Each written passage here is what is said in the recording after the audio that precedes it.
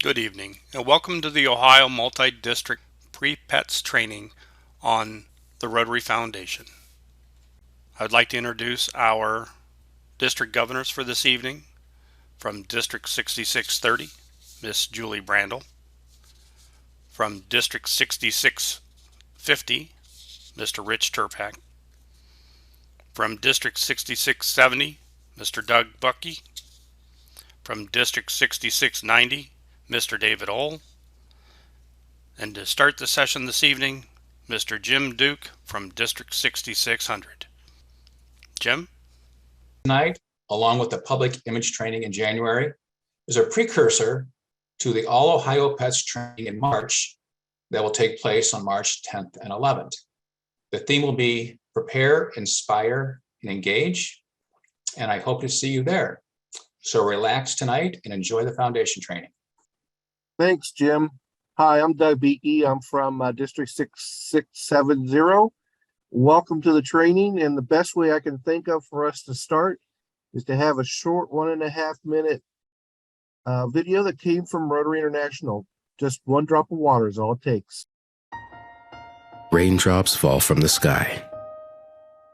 They may be small, but together they make a mighty ocean. In the same way, your commitment to doing good in the world enables the Rotary Foundation to fund the projects that you care about. Last year, even during a pandemic, hundreds of thousands of donors like you gave more than $440 million. Your generosity allowed the foundation to fund more than 2,000 global grants, creating opportunities for people everywhere to respond to their community's unique needs. A $15 donation could buy polio vaccines. A water filter cost only $50. And $100 could provide COVID-19 training. You supported causes such as fighting disease, building strong communities, and promoting lasting peace. So whether you gave $1 or $1 million, you gave help and hope. The people whose lives you've touched, the families, the parents, the children, thank you. And so do we.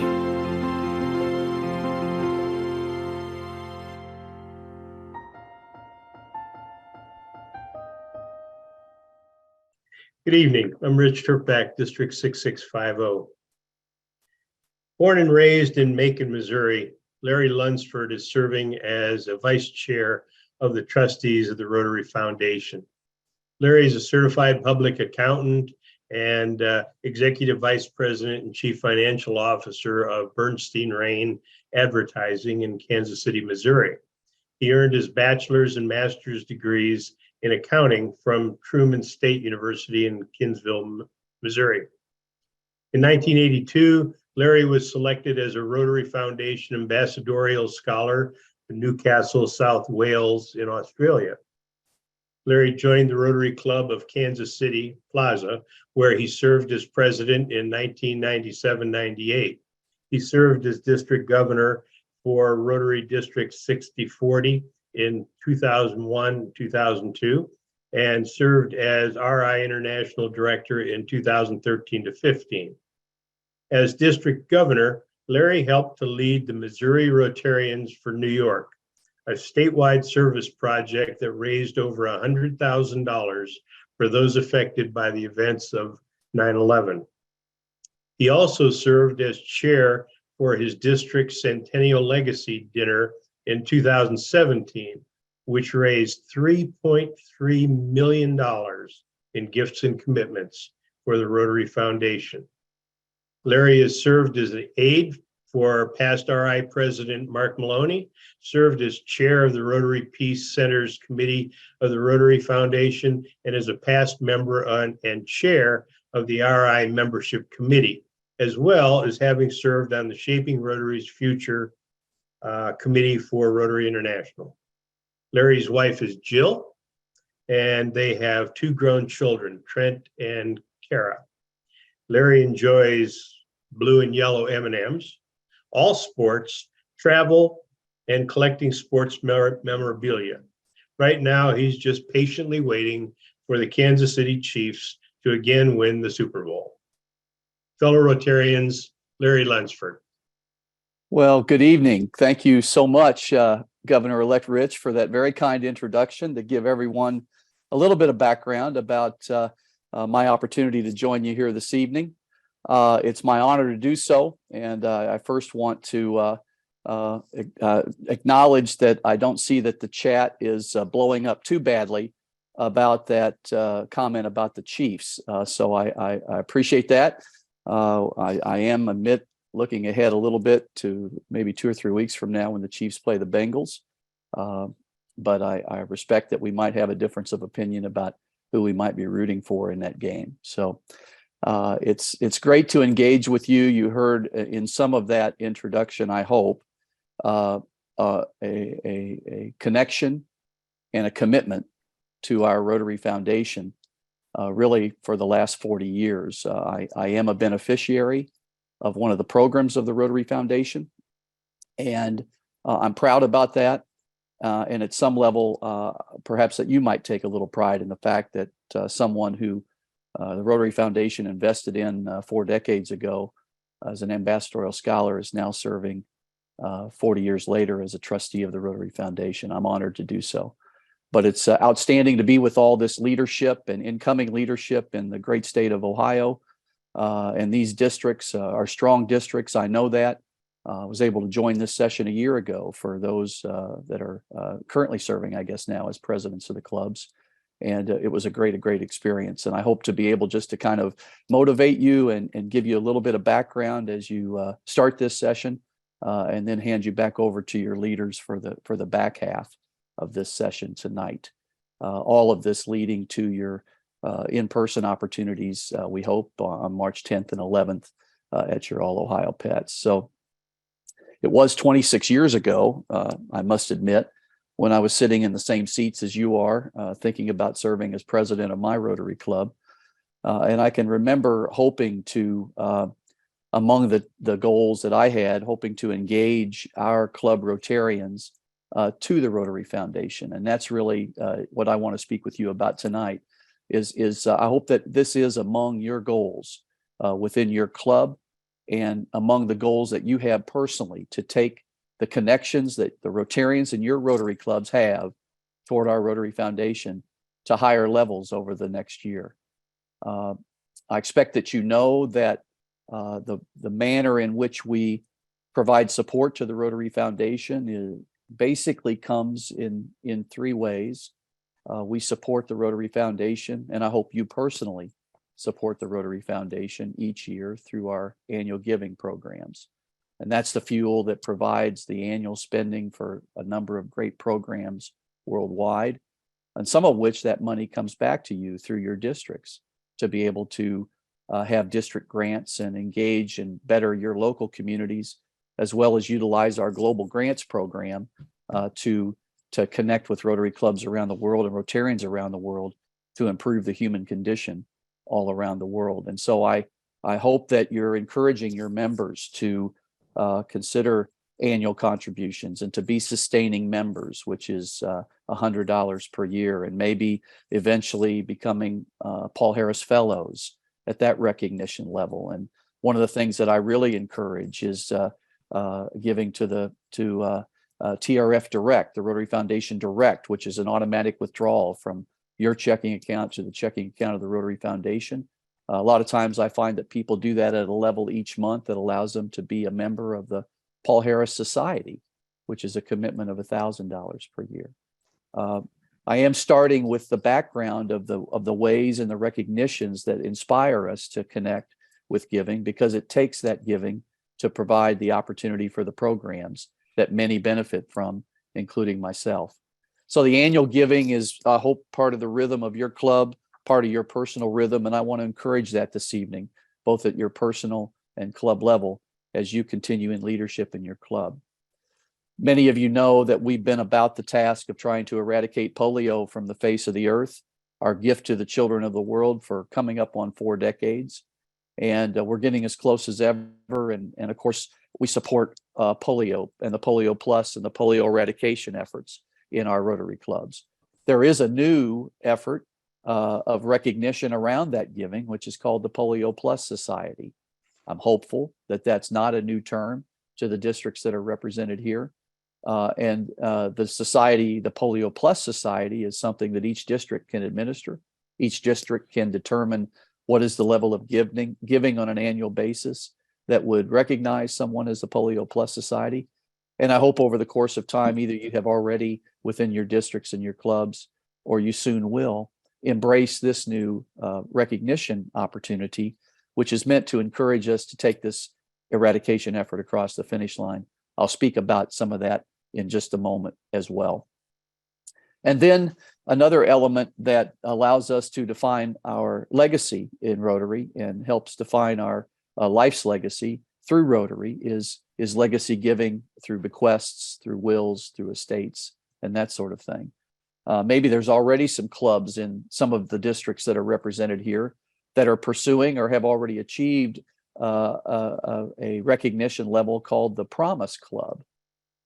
Promise Club could perhaps be a new term for some of you. And it's a manner in which we are attempting to recognize clubs for which all of the members in the club have made a bequest commitment. Not only are we looking to excite Rotarians in each of your clubs about the programs of the foundation and the connections and the value-added nature that brings to their Rotary experience currently through annual giving and polio giving, as I've shared, but we also encourage that through our legacy giving also. And this Promise Club opportunity is one that I expect some of the clubs that are represented here could well point toward and achieve. And so it's those kinds of things that remind you and perhaps inform you, depending upon your background of information about the Rotary Foundation, that is how we encourage folks on the fundraising side. Because as a trustee of your Rotary Foundation, and I'm honored to be one of the 15 trustees on the International Board of Trustees, fundraising is one of our primary responsibilities and opportunities. But perhaps even more importantly, what do we do with those programs, and how do we steward the resources that each of you and those in your clubs provide to the Rotary Foundation? I know that each of you have a strong, passionate belief and faith in our Rotary Foundation. I hope that you know that the largest evaluator of US-based charities is an organization called Charity Navigator. And the Rotary Foundation, your Rotary Foundation, has been awarded their highest rating, 4 stars, for each of the last 14 years. And that's something to take a lot of pride in, perhaps even to clap underneath the screen of your Zoom session this evening. We're, I think, days away, maybe weeks away from learning, and our full expectation is that we will earn that same rating for the 15th year consecutively. And that's a measure of our commitment to provide wonderful programs through which you can utilize the funds that are provided to the Rotary Foundation and steward those funds in a very significant way. I've mentioned that after we see what those contributions are in a given year, we have a funding model that allows us to spend that global grants and district grants. I hope many of your clubs are connected to other clubs around the world with global grants. And I know your district leadership will continue to be seeking those kinds of opportunities where we can help people that we might never meet just because. And then, of course, those locally that benefit from, and they're a better Rotary community because of the Rotary Club that you're a part of in that community. You have the opportunity to get these district grants. And these are things that your district leadership on this call, in this session perhaps, and certainly in March, will help you with. But these are the ways that you connect and participate in the spending, because it's a wonderfully unique and powerful part of your Rotary Foundation. The fact that the funding for the most part is provided by Rotarians, the programs are determined by Rotarians, the spending and the beneficiaries are administered by Rotarians, whether locally or globally. And it's this Rotary to Rotary to Rotary connection that provides the basis, I believe, for the strength, 15 years of Charity Navigator ratings, and fuels the passion and the faith that I hope each of you are reminded tonight that you have with the Rotary Foundation. Now, let me take a breath and reflect on some of the programs. I've tried to start at the club level and work our way up, if you will. Let me talk about some of our global programs. You know, our polio eradication initiative is our corporate program at the moment. We've been operating in 5-year strategic plans for some time. We believe we are in the final 5-year strategic plan, 2022 to 2026. Those of you that follow this know that we've had some speed bumps along the way as we come out of the pandemic. A few more cases still in Afghanistan, 2 cases in Pakistan. Let me go back to say 20 cases thus far this year in Afghanistan, 2 in Pakistan, and 8 in Mozambique, which were direct importations from Pakistan, one of the countries that still has polio. So a few more cases than last year, admittedly. And then you've probably heard of recent environmental samples. We have such technology and such scientific ways to genetically figure out where these virus cases come from, and also these environmental samples give us a feeling of what might be to come. And we've had some experiences over the last 6 months in Jerusalem, in London, and here in the United States in New York. And I expect many of you have followed, that even led to a case in New York. And so the polio eradication initiative worldwide, of which Rotary is a leader, as you know, is incredibly focused in each of those areas, certainly still in those endemic countries. And even though we have these speed bumps, as I call them right now, you should know and take away from tonight's session and take back to your clubs the full notion that the world is expecting and planning for the end of 2023 to be the last case of the wild polio virus. Really, I mean that. We've talked about those kinds of things for a long time, but as we sit around as trustees and leaders in the Rotary Foundation, and as the world has just gone through another pledging ceremony to fund the work of that polio eradication will merit over this last 5-year strategic plan, 2022 to 2026, the world is looking at the end of 2023, certainly for the wild polio virus. And you should also know that we've got another new vaccine as our vaccines evolve that is now able to focus on mitigating the vaccine-derived circulating vaccines and viruses that tend to come from the vaccines that we've used in the past. So there's a dual threat going on there, a dual operating mode going on right there. And we hope that we're about 14 months away of working through these speed bumps and eventually gaining that stance, so that with a 3-year certification, which is required to indicate that an area of the world, or in this case, the world, is certified as polio-free, we look forward to the celebrations in 2026. I know that you'll look forward to those as well. We do a lot of great work around peace. We are attempting to provide positive peace, not just deal with the results of war. And I want you to be aware that we're growing globally our Peace Centers program. We have a wonderful Peace Centers program that's hard to encapsulate in a minute or two, but I'm going to try. Rotary in the mid-90s, friends, took on the possibility of Rotary building its own peace university. We believed in it that strongly. We eventually chose not to do that, but instead to partner with 5 different master's degree programs and 5 different universities around the world who already offered this peace and conflict resolution curriculum. We are partnered with a university in Japan, a university in Australia, Duke and UNC in the United States, a university in Sweden, and a university in England. 5 2-year master's programs where we put 50 Peace Fellows funded by your Rotary Foundation through those opportunities each and every year. And we're also growing a 1-year certificate program, distinct from the 2-year master's program. We have a center in Asia, in Thailand. We just opened a couple of years ago another 1-year regional certificate Peace Centers program in Uganda. Last year, the Rotary Foundation received the second largest gift it's ever received, $15.5 million, second only to that match that we get from the Bill and Melinda Gates Foundation every year. We received this $15.5 million from a foundation in Maine, USA, for the specific purpose of endowing the third one-year certificate regional peace center in the Middle East or North Africa.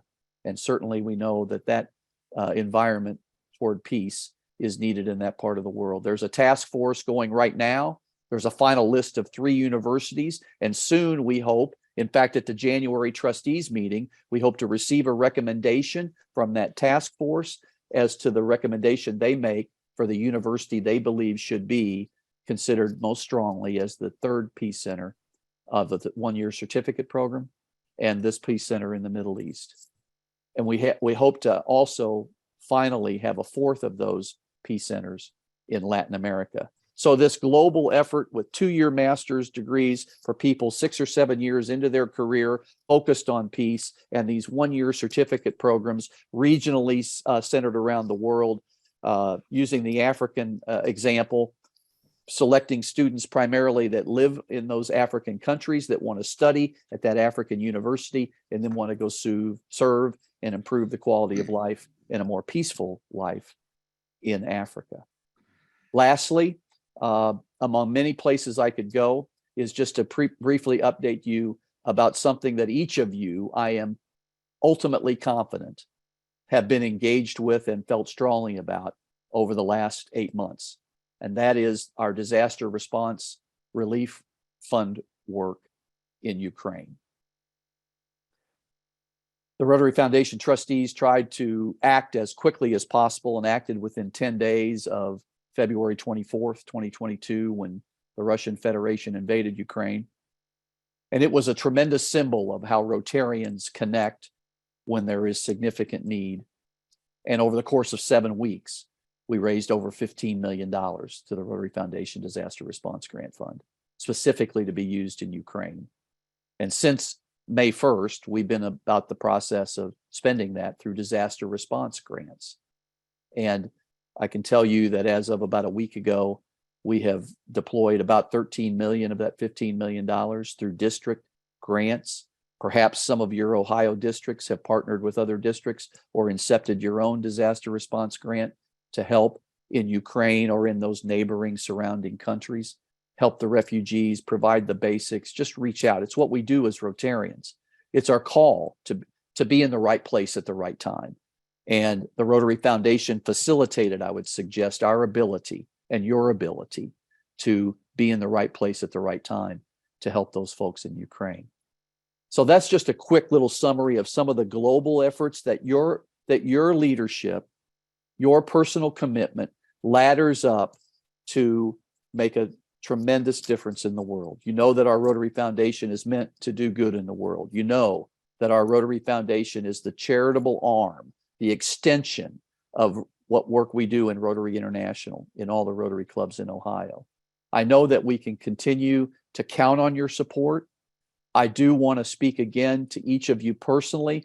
If I could look each of you in the eye through these boxes on this Zoom screen, I want to say thank you on behalf of the trustees of the Rotary Foundation for the support that you and your clubs provide in engaging with the charitable arm of our organization. But more importantly, while it's logical for me as a trustee of the Rotary Foundation to reach out to you and to thank you for your efforts, let me speak again as a beneficiary. And let me represent to you tonight all the people all across your communities and the global community where you're benefiting and improving the human condition in Ohio, and you're benefiting and you're improving the human condition around the globe. You're impacting greatly people just like me, a guy from a small community in North Missouri who was connected by a Rotarian who knew about some of the programs that I've tried to outline for you tonight. And he knew in this particular case that there was an educational program that we now call a Global Grant Scholar that was then called a Rotary Foundation Ambassadorial Scholar.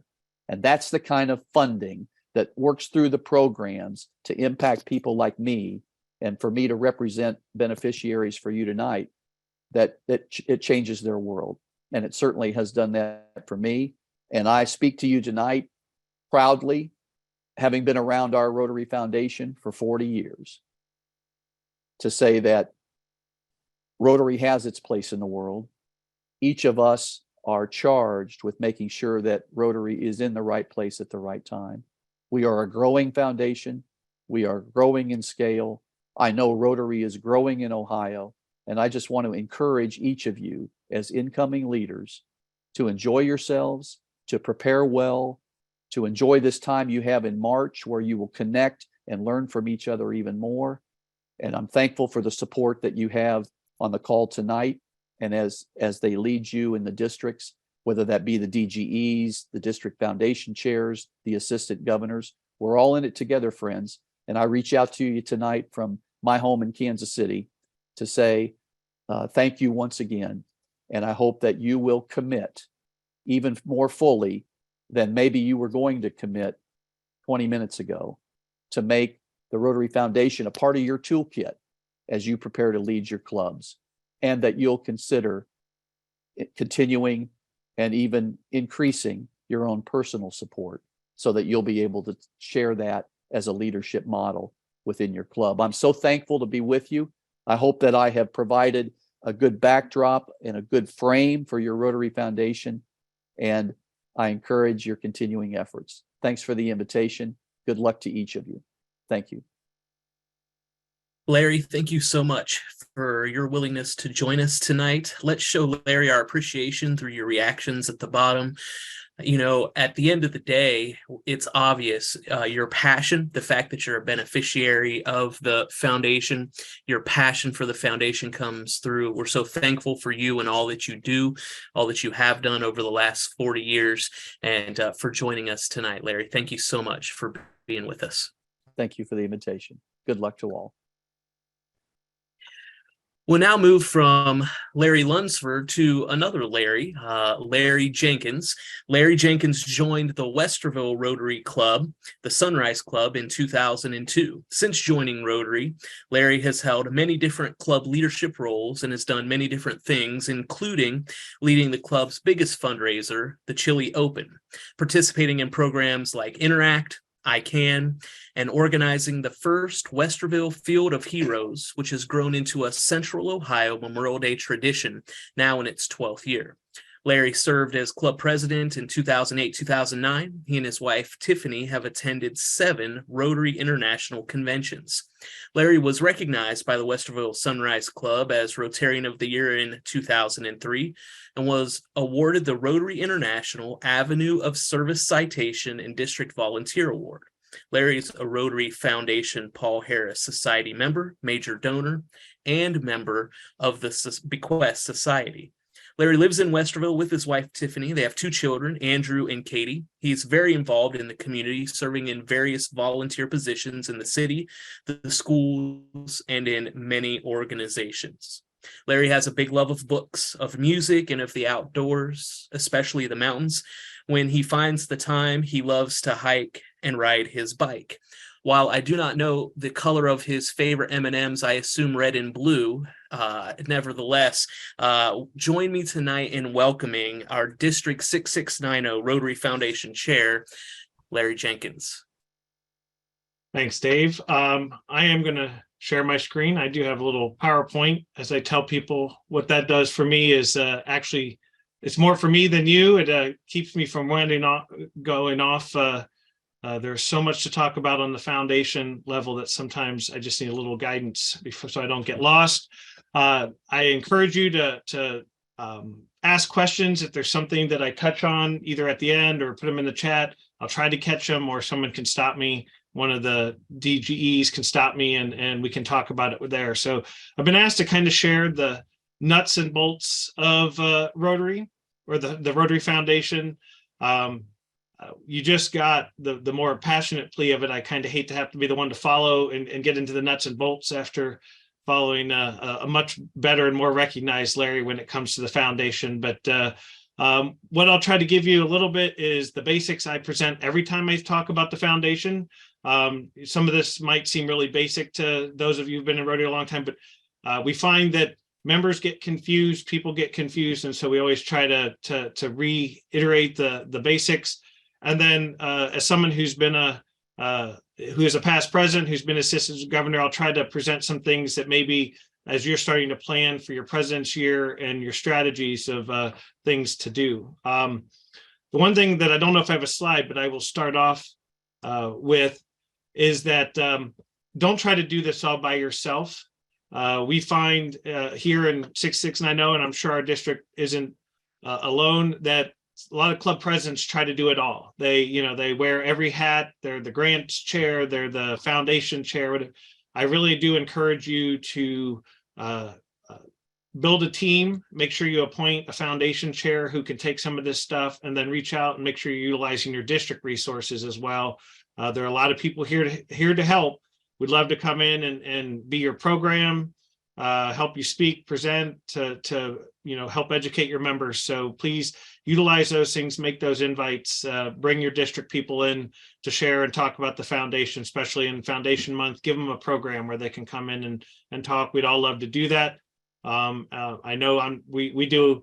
This is a busy month for us here at 6X90, and I'm sure all the rest of the districts are doing the same thing, trying to promote and help clubs be successful. Because in the end of the day, you guys are the champions. The district can only do so much to promote the foundation.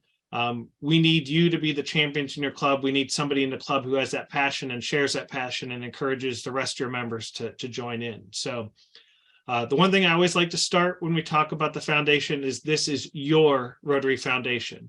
A lot of times we call it the Rotary Foundation, but really in the end, as Larry Lunsford was talking about, this is our foundation. It's the whole purpose of the foundation is to empower Rotarians, empower us, to enable us to do the work we do around the world. The money is raised by Rotarians, it's managed by Rotarians, and the projects that we do are directed by Rotarians. So in the end of the day, this is our money. That's what makes our foundation so unique compared to many other organizations, great organizations we have that you could give money to, that your members can invest in. But in the end of the day, you give that money and you entrust those people to go and do the work. Here, when we invest in our Rotary Foundation, we're really empowering Rotarians, and hopefully you're enabling even people in your own club to do local grants, district grants, and those things. And so it really is, this is meant to be the thing that inspires, our members, encourages them hopefully to stay in Rotary, to be proud of being a Rotarian, and then invest, in each other by investing annually in the Rotary Foundation.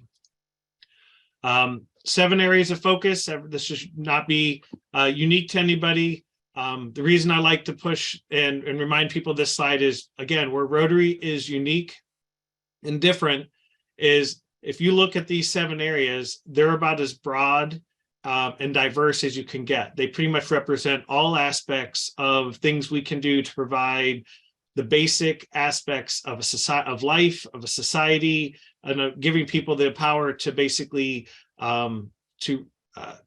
live a good life, to build their own society and raise themselves up. And so if you can't look at this list, if you can't sell this to your members and find something within the 7 that inspires them to be involved in Rotary, to invest in the foundation, we're not trying. And so I love the fact that again, our trustees have given us a very broad palette to say, go out and do great work in the world. And this is about as broad as you can get on the things that we do around the world. And many of our projects often hit in 2 or 3 of the areas. It's never really just one, but a great selling point for the foundation and the work we do around. Again, a little bit of repeat of what you heard earlier, but I always like to encourage people to think the foundation can get confusing for our members. There's a lot of terms, a lot of acronyms. And so I try to break it up into 3 areas of 3 buckets, and basically, promote the foundation as we have 3 funds. 2 of them are annual funds and one's legacy or tomorrow dollars. So 2 of them are dealing in today's money and one's dealing in tomorrow's money, if you want to think of it that way. As we've talked already tonight, our main, annual fund capital project that we do as an entire Rotary around the world is the Polio Plus Fund. But again, that's annual fund. Everything we raise this year is instantly spent and goes out to put those vaccines in the mouths of children around the world. We don't pay for research anymore. We don't pay for education. We know how to get rid of polio. We know what to do. It's all about putting vaccines in the world. So again, we raise and are always, raising money in the annual fund here because as in the Polio Plus Fund, because it's spent, and we're on that commitment until the job's done. Rotary International as a group, we have a $50 million commitment to meet the pledge by the Bill and Melinda Gates Foundation, where they'll match $2 for every dollar we put in. So, every year we've got that goal and as a collective group to raise that $50 million. And so that's why we're always promoting it. And hopefully you're using that as a tool in your club. The other part of the annual today's dollars is the annual fund and the share fund. And we hope that your members are doing that in your district. They're donating to the annual fund, share fund, because that means that 50% of that is coming back to your district to use locally, either in local grants or in matching portions of global grants. And so again, we're raising that money every year, and we'll turn around and we're going to spend it all. And so that's why we always have to come back and reinvest. And then the third bucket is the endowment, is that legacy piece that Larry mentioned previously about joining the Bequest Society, about investing in the endowment. And we'll talk a little bit about that. But so always try to remember, this is all the Rotary Foundation, or our Rotary Foundation incorporates all this and all the programs. But for people to understand, again, the today's dollar and the fact that we're always spending that money and having to reinvest, and then the idea of also leaving a gift for the future. So hopefully this model is familiar to you, but just so in case you don't know, so everything that we put into the annual fund, the share fund, is invested by RI for 3 years. Allows us to plan and know what we're going to do. 3 years from now, the fund will be distributed. So they'll take 50 cents of the dollar after we take out any administration costs that have to do to run the grant, up to 5%. Then they split those in half. Half goes into the World Fund, which RI manages and runs a lot of those programs that Larry mentioned, but it also is the portion the RI's match to all those global grants. So when we leverage dollars and you write a global grant, you could be getting both global grant money from the district and from the World Fund. And so that's where those funds come from. We're investing in our global projects. And then the other 50 cents or 50% comes back to the district, which we split then half for local grants and half for global grants. And so again, this is why you should hopefully be encouraging your members to invest every year, because 50% of that comes back to our district to be able to run the programs that we run. So we really are investing in ourselves and the programs that we do. So as I kind of said, is we need you to be champions as your club, club leaders, as president-elects, soon to be club presidents. The whole process in this culture starts with you. And we use this term a lot of trying to develop a culture of giving. And really all that is a habit. We're building a habit or a pattern of how we give and encouraging people to give. And so the way you do that is you've got to be thoughtful in your messaging, and also consistent, and you once a year is probably enough. And so as you're looking at building in your club meetings and your other programs, is always think about how you might talk about the impact we have at the club foundation, and encourage people to give, so that again you're creating that habit that we can get everyone to participate in giving. The best way to promote the foundation is to talk about impact, to show the members what they're getting for their money, what we're doing around the world. So it's always easier to lead with the impact that we have, the great work that we do, and then remind people that it's their dollars and investment that makes it happen, and to encourage them to keep giving. And if they haven't done that, to join the group and support. Always say everybody, always wants to be valued and to do something of value. And what you'll find is by utilizing this along with your club projects is really what retains membership. I mean, there's a lot of overlap in the foundation with membership and public image, because these programs and utilizing this is what then allows you to sell Rotary, sell what we do in the community, but also recruit new members and retain the ones that you have. Just some little hints on how to grow the culture. And again, as I said, it's clear and consistent messaging. the messaging for the foundation can get confusing. We have a lot of different programs. I mean, you mentioned some tonight. You have Paul Harris Fellows and you have Paul Harris Society, and you start doing, Polio Plus, and now they've introduced Polio Plus Society, and members can get confused of, well, what did I give to, and what am I level? Is the big thing is, in the end, they're always supporting the Rotary Foundation, our Rotary Foundation. There's lots of ways to get recognized, to participate, but what we're looking for is everyone to participate, but to try to be clear when we talk about that, about, in your messaging. Again, schedule regular contacts with your club about promoting the foundation, talk about the impact. Hopefully you'll all be setting goals for the foundation and what you want to accomplish, but tell your members what those goals are, give them ownership in those goals, and then give them updates about how you're doing to get there. Always make sure you're recognizing your members for what they do.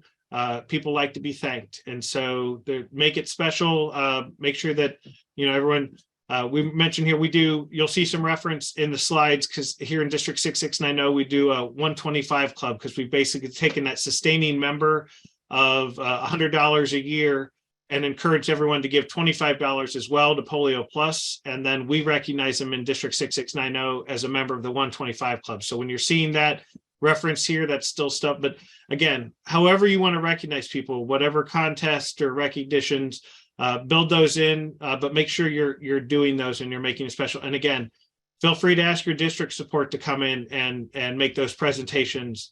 Here in 6690, the assistant district governors a lot of times make those presentations because we want it to feel, different than just, it's not just a club thing, that everybody's appreciated and that the district appreciates. So feel free to use your district team to help you promote those things and make sure that we're thanking our members for what they give and what they do. We always want to be, positively but aggressively and enthusiastically supporting the foundation. As I said, set those goals, make them a stretch goal, and always try to raise more than you did the past year. We talk a lot about per capita, trying to get to at least $100 per member per capita. The fact is that if you look across the stats, less than 50% of Rotarians in North America support the foundation or donate to the fish. So there's only about 46% of us, and when you get out of North America, it goes down even greater. So we're not getting all our members to even invest, and so really like to focus on 100% participation, even if that starts with just a $25 donation to one of the foundation programs. Again, building that habit of giving, that culture of giving. But if everybody, of all Rotarians, invest a little bit in this organization that we also invest so much time and other dedication into, if they invested money into the foundation, the ability for us to increase the work we do around the world would be exponential. Larry Lunsford mentioned it directly a little bit, but I always like to encourage you, and I'd encourage you to invite your members to join Rotary Direct. And if you don't know what that is, that's setting up a recurring donation through your online account on the website. So if you log into My Rotary and you set up make a donation there, and then one of the click buttons will be to make this recurring, and you can do it monthly, quarterly, or annually. But this pretty much takes a lot of the legwork out of the foundation. What I tell, we spend a lot of time on the district level and even on the club level raising money for those annual funds every year. We have a team that's asking, you have to make the ask. In a lot of cases, you're still collecting checks. Somebody in your club is processing those checks with a form, sending them into RI, and then somebody's being paid at RI to receive those checks, process them, and deposit them. You take all that away when you encourage a member to give to Rotary Direct and to do it online on a credit card reoccurring. And what you'll also find is the people who use Rotary, the more people you get using Rotary Direct, the more actual annual contributions you get. It's easier to do it this way. People don't think about it. They don't miss the opportunity or fail. Like, hey, I wasn't at that meeting when we did the drive. I just failed to get asked for a year this year or whatever. We find that the clubs that give use Rotary Direct have a higher typical, annual per capita and giving. And I can tell from just in my club, and someone else was sharing this experience, we've had Rotarians who have left Rotary give through, or were had set up through Rotary Direct, who still give to the foundation, even though that they've left Rotary, because they believe in it, and it's an easy way for them to continue to give. So I would encourage you to promote the online giving, Rotary Direct, and making those payments automatic and reoccurring. It really does pay dividends, and it cuts down on the amount of legwork you'll have to do as club presidents, and the work that the district team has to do around you to try to get, help us hit our goals every year. I mentioned a little bit about the program that we do in our district. Just it's still in there, but just I think what you would more say instead just 125 is ways to encourage your members to give, and to whatever program it is. But there's a lot of different tricks. You can use your matching points to do a matching point guarantee. You can have a party for the people, or a special thing for people who hit whatever level you're trying to give. There are a lot of different ways. The biggest thing is to set a goal and to have some strategies about how you're going to encourage members to give, and to recognize those members. Larry, can you talk about the matching points a little more? Yeah. So if when you donate to the Rotary Foundation as a member or as a club, Rotary gives you what they call a matching point. So for every dollar you get a recognition point that you can that you have in your account. And normally if you look, you can see where those go. So a way to incentivize members to give is to run a program for a during point where you say, okay, you give a certain amount of money, $100 to whatever, and we'll match that with a recognition point. And what that does is get them closer to the Paul Harris Fellow. And so the great way to kind of build, especially for new members or people who've never donated or haven't gotten their first Paul Harris Fellow, is to say, hey, if you'll donate, our club, like something our club used to do, but whatever works within the points you have, if you get to $800 given, we'll hit the last 200 with recognition points. It's not actual money, because it's a point for money you've already given, but it gives them that recognition point to get to their first Paul Harris Fellow, so that they can get that recognition. So it's a little bit of a thank you and incentive. And a lot of clubs are sitting on a lot of those points. You probably have some members, and if you look at your club and it's like, well, we don't have many points, so we use it. If you go down your member roster, you probably have some members who have given every year who are sitting on a bunch of points. And then personally, just on a side note, where I like the recognition points, if you're sitting on these or have them, it's a great way to promote Rotary as well. Almost all of us sit on other boards or community organizations outside of Rotary. And so a lot of times when I sit on those boards, I like to recognize people who are living up to the service above self, even if they're not Rotarians. And you can use your points to recognize them as a Paul Harris Fellow. You can send in a form, get the whole certificate, and then present that to them. And the nice thing is, if you're at their annual meeting or something that it's mostly non-Rotarians, you present that award, but of course you're going to have to explain what Rotary's about, what the Paul, what service above self, and what the Paul Harris Fellow means. So it's a little bit of chance of thanking the people that you work with in your community, recognizing, but also doing a little shameless plug for Rotary and the work that we do as well. So there's a lot of great ways you can use those points. That's in Club Runner, right? Best place to see a point, if you go to your president as a club president or your foundation chair, you can log in to my Rotary at rotary.org. And then if you go to the foundation reports, you'll be able to see, typically on your recognition banner, you'll be able to see the points that people are sitting on. But there's different reports that you can pull off RI that'll show how many recognition points everybody or the club is sitting on. So, and do you need the individual? I'm sorry to ask so many questions. That's all right. Okay? Do you need the individual members' permission to make use of their points for the club? Or do they need to contribute their points? Or can you as a club say, we've got 1,000 unused points among our members, and we're gonna take those and use them for recognition? Those are actually good questions. So you do need the members' permission to use their points. There's a form they can do. If you're doing like lots of recognitions, if they don't want to do one form, we've basically written a blank. Like, I allowed the district to use some of my points last year for a program we were running on the district level, and I just wrote a blanket letter to RI giving permission for the district to pull. The secret of points is you can only transfer them once. So do not transfer them to your district or to a person to think that you're going to then reuse them for another program. Is once they've been transferred, the person you transfer them to is the one that gets recognized. So you can't bucket them or whatever. You just kind of have to know where they're at and then utilize them as you need to for these recognitions. So if you said, like, I have these 4 members that have big points, you would have to probably get each of their permissions on the forms to be able to run the programs out there. So they are a little bit complicated. So before you start moving around, you might ask your annual giving officer or somebody for help, just to make sure you have them right. But yeah, you do need permission.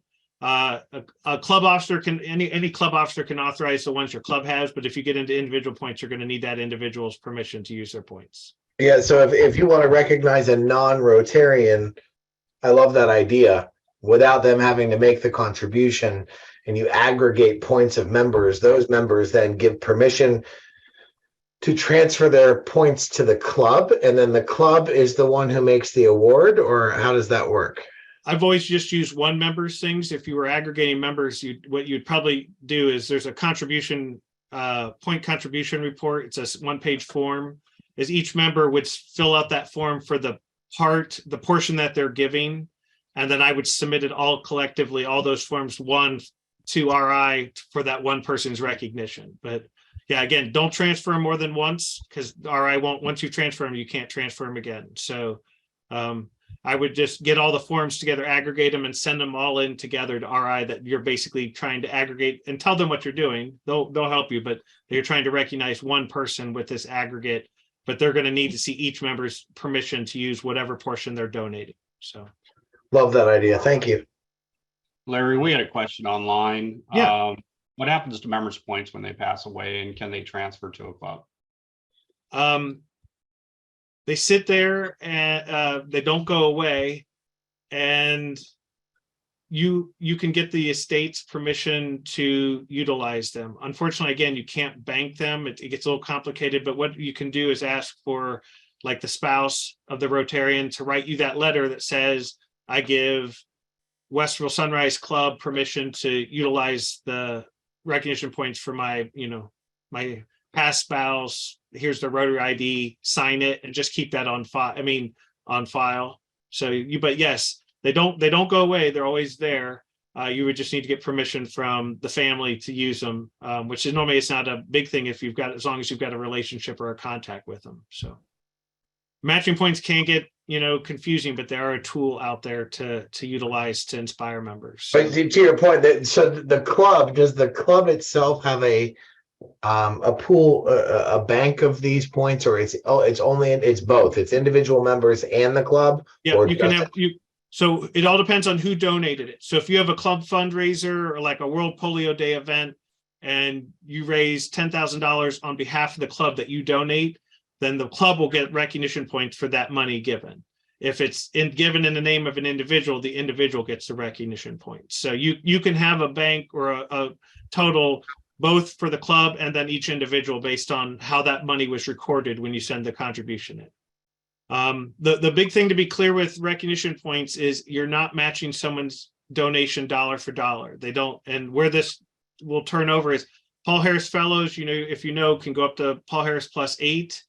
When the next level after you do Paul Harris Fellow is major donor, and that major donor only recognizes actual cash donations. It does not include recognition points. So if you've got somebody who's been recognized a lot with recognition points or utilizes your matching point, they could max out on Paul Harris Fellow and still have more than $1,000 to go till they get to major donors. So it's just clear to know that you're not giving them a dollar for dollar match.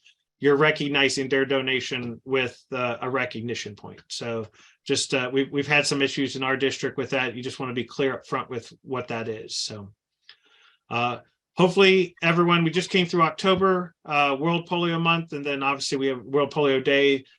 We hope that you're thinking about, and each club is hosting a World Polio Day event. That allows us to promote what work Rotarians are doing around Rotary, but also raise money. And again, hopefully these events are stuff that are incorporating and bringing in non-Rotarians so that they can see what Rotary is doing, helps us promote Rotary, but also helps us raise money, not just always from our Rotarians' pockets, but from other people in the community who are willing and interested in investing in this effort. And then there's a whole bunch of things that you can do. I don't think any of these are going to be surprising that you can do to try to, for those World Polio Day events, to bring people in. What we find when I got this list, Rotarians like to eat and they like to drink. And so a lot of the ideas came in, focused around either going out and drinking or having a good meal or basically having a good party. But some good event ideas that you can do out there for polio. And then whatever you do, make sure you're sharing that message. I'm not here to talk about the public image part, but as I said, there's a lot of overlap. What we do with the foundation leads into the power of what you can do with that. So just encourage you to, utilize the foundation to give all your members their Rotary moment. You join Rotary, and then there's that, hopefully that sometime as a Rotarian where you have that aha moment that you know why you're here and why you keep coming back. Those foundation grants, those projects really are the things that can give your members that value or that Rotary moment. It typically doesn't happen in a club meeting. It happens when you're out doing a project or an international project or you travel. So make sure that we're using those things to do that. And here's examples of international grants. I'm not going to go through them, but basically make sure we're using those grants, both international grants and local grants, to give your members the chance to really be excited about the foundation and realize that they're getting something back for their money. Is that we invest in this, we invest in each other, but really it's you're investing in ourselves. And so that's the message we always want to give. Thank you for putting up there. Even if you're not in my district, I always welcome. If you have a question, shoot me an email. I'm happy to share whatever little bit of expertise I have or to point you in the right direction. And again, you have your own team in your districts, and I encourage you to also get to know your annual fund, your annual giving officer through RI, which I think we all have. Was it Tyler now? And or our major gifts officer, because there are big tools that are there to help you be successful. So thank you again, and thanks for the invite, Dave, for being able to share the Rotary Foundation. Well, Larry, thank you for joining us. We certainly appreciate all of the information. The goal of your presentation was nuts and bolts, and that certainly is what you gave to us. There were just a couple of questions still in the chat very quickly. One was clarified. Major donor is 10,000 actual donations. And then the question was, what's the next level above major donor? So major donor has multiple steps. So major donor 1 starts at 10,000, and then kind of like Paul Harris Fellow, they add, different levels. So major donor 2 jumps from 10,000 to major donor 2 is at 25. Major donor 3 is at 50, then 100, and you go up to $250,000 where you would be considered a member of the Arch Clump Society. So basically, once you hit major donor, you're some different level of major donor, and the Bequest Society runs the same way. It starts with a will or estate gift of $10,000, and there's different levels going all the way up to however big you want, however generous you want to be. So great. Well, thank you for taking. Can I ask a question on that? The Arch Clump. So that's Arch Clump is only for legacy pieces. No, actually Arch Clump is actual cash donation. So if like I actually awarded an Arch Clump level Bequest Society this morning. And you're not considered Arch Clump until the person actually passes away, the donation is made. Once the actual donation or cash is made, and it can be to the annual fund or the endowment, although we always encourage the legacy pieces to be to the endowment so that those funds stay permanently. But once the actual level of $250,000 is reached in actual cash donations, that's when you're considered an Arch Clump member. Thank you. What were the levels on the legacy club giving, or was that separate then? Let's say if it was a life insurance benefit, so the legacy, that would be the Bequest Society, and it starts at 10 and it goes very similar to, it's 10, level 2 is I think 25, level 3 is 50. It goes all the way up. I think it goes up past the Arch Clump level to level 8, which is 2 million, I think, where they stop counting. So but it's the same basically, we encourage you to be a bequest society at whatever level you can be. Obviously, some people can do more than others, but to make that commitment at whatever level people are comfortable with. Can you explain the Quest Society a little bit more? So this is a part of their estate is planned to go, or this is part of their life insurance is planned to go? Can you explain exactly what that means? It can be either. So it's basically a planned gift. It can be an annuity, life insurance, or whatever, but where you've actually gone in and put instructions that all or some portion of that fund will be donated to Rotary. And as I said, you can put it in the endowment and direct it within an area of focus. So you basically are setting up a donor advised fund at the endowment. But it is a written codicil in your will or estate or trust or on a life insurance. And then you would just notify Rotary that you've done that. And then that's where they recognize you as a bequest society member for that gift. Wow. Interesting. Thank you. Thank you, Dan. Well, again, as Larry said, no matter your district, he'd be happy to help you out with questions that you have. Your Rotary Foundation chairperson for your district should be a great resource as well as the district and zone officers that Larry mentioned. But if you'd like to reach out to Larry, please feel free to do so as you continue forward in preparing for your year. We're so thankful for each one of you who have joined us. Special thanks to District Governor Dave Jones for all of his technical assistance tonight. Thank you to my colleagues who are district governor-elects in all 5 of the Ohio districts, and specifically to DGE Doug, who helped to plan this session this evening with me. And very quickly, I think Dave's going to put up, Larry mentioned that he is not here to talk about public image, but on January 25th, there will be someone here to talk about public image. And so another one of our colleagues, District Governor-elect Julie Brandel, will be doing that. And so Dave is going to pop that, share a screen and pop that up. That is January 25th, and you will receive information about how to register for that here in December and after the first of the year. So be on the lookout. It'll be another session just like this, a multi-district session with some great information about public image. We likely will have information sent out. We can send out Larry's PowerPoint to all of you as well. And we look forward to connecting with you. Thank you all once again for taking the time to join us. And from all of the district governors-elect to you, happy Thanksgiving to you and your families. We'll look forward to seeing you in January. Thank you all very much. Supporting your community is a selfless act, a commitment that reaches near and far. Giving to the Rotary Foundation has an impact you may never see, but people and communities flourish because of your gift. They thank you. We thank you.